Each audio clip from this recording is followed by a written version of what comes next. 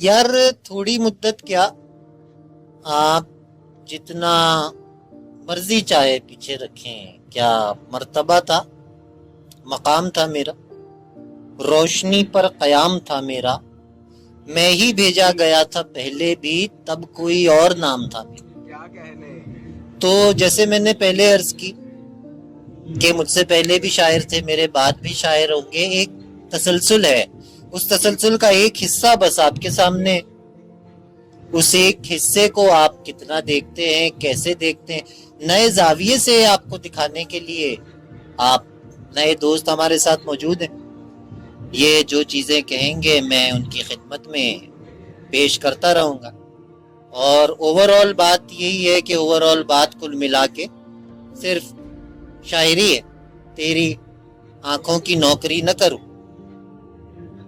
बाकी दुनिया से दुश्मनी न करूं, जिस रवानी से शेर कहता हूं, मैं जो चाहूं तो बात ही न करूं। क्या कहने।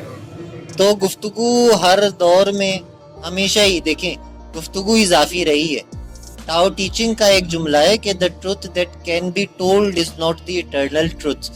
बयान होने में हमेशा हकीकत ना पूरी तरह बयान नहीं हो पाती, अपना कुछ न कुछ खो देती है। वो खोया हुआ हिस्सा बस तलाश करने के लिए हम सदियों से आपके साथ मौजूद हैं।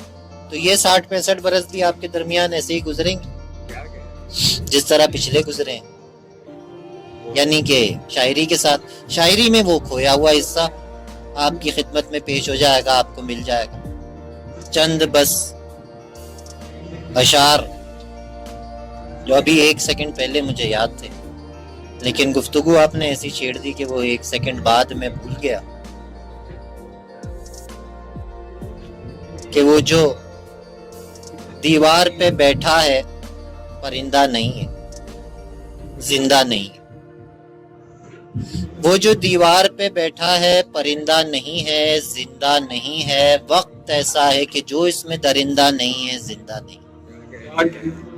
वक्त ऐसा है कि जो इसमें दरिंदा नहीं है, जिंदा नहीं है।